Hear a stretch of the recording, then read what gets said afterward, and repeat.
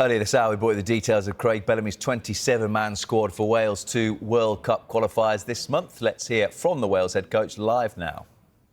Yeah, good to see you.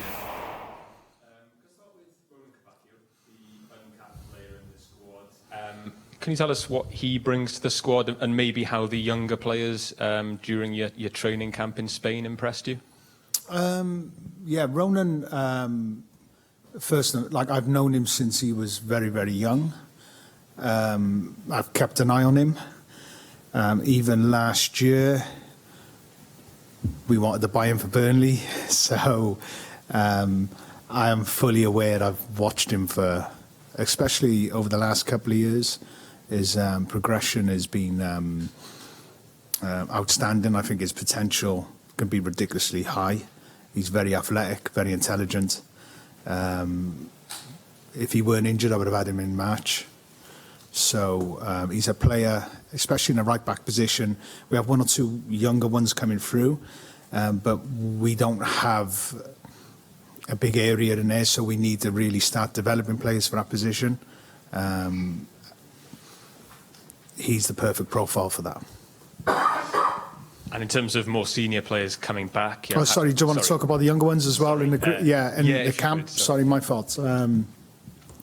Brilliant. Really good. It was great to see, because I picked a lot from the 19s that are a talented group, and that's exactly what they were.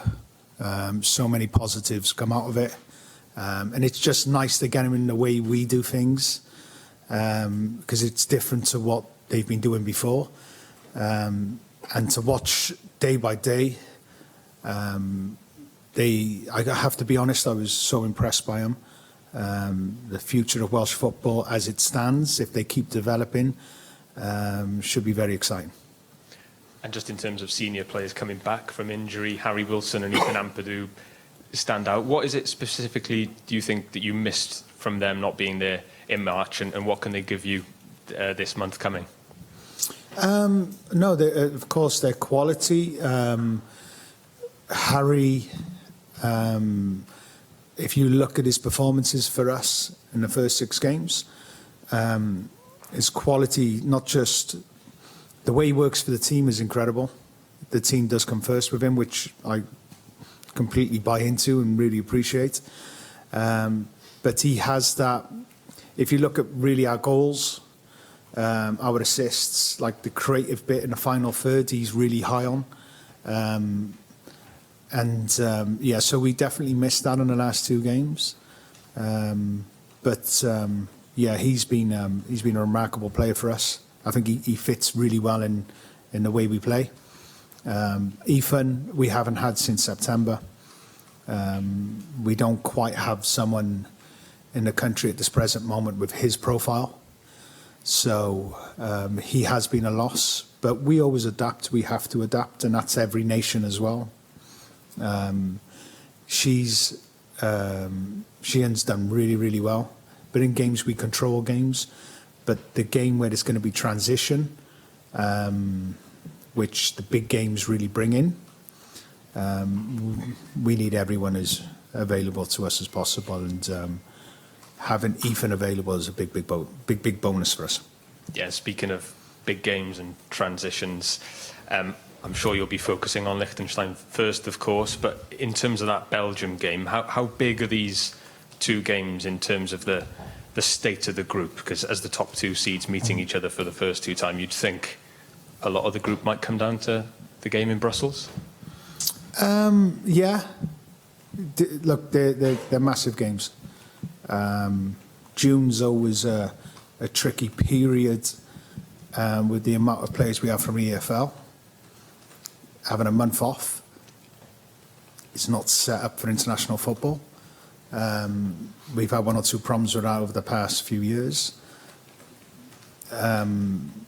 Next year probably will change because the amount of numbers we have going into the Premier League, hopefully. Because if you look now, they've just finished, then they have a week of rest is perfect, then going into a camp. Now, the boys from the EFL have had 3.5 weeks off. That's not acceptable to go into international football. We understand that. Everyone in this room would understand that. So we have to put on a camp. We have to keep the boys training. It's too long a period, and it's a risk to them. The injuries become too big a risk because your muscles will shut down, and then to ask you to get that intensity back up is not quite possible. So having that EFL camp really helps us with that. And like I said, and like you said, really, the 2 games, yeah. I have to be honest, I look at the cycle of games. They're all important. Every cycle is. And this one is. But I have to be honest, like I was with Kazakhstan and North Macedonia, just excited with them, really. Liechtenstein is so important for us. So important for us. And it is one step at a time, and I know it's not ideal for everyone in this room. You'd love to talk about Belgium now straight away, but we do have Liechtenstein. And Belgium will take care of itself. Liechtenstein's most important. And you know what's coming next, don't you? A question about Belgium, because I can't help but ask, Craig, because it's an You important can, yeah. It would be a dereliction of my duty, because, you know, it's a country that's close to your heart, isn't it? What? Well, we'll ask about Liechtenstein next week, won't we, in more detail? But We can ask about Liechtenstein whenever you want. Okay, yeah, great. but they come first. Yeah, absolutely.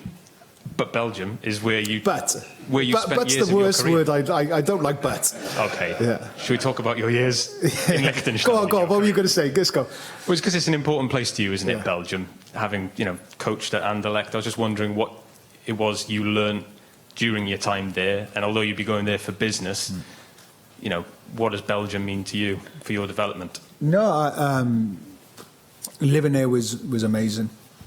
I love living in Brussels. It gave me a good step back as well. Like I was completely unrecognisable. No one had a clue who I was, which was nice. I enjoyed that piece. But it's not Belgium, it was more Vincent. That's where I really learned football. So my memories towards Belgium go towards Vincent, and where really my education on playing this game and coaching in this game really accelerated.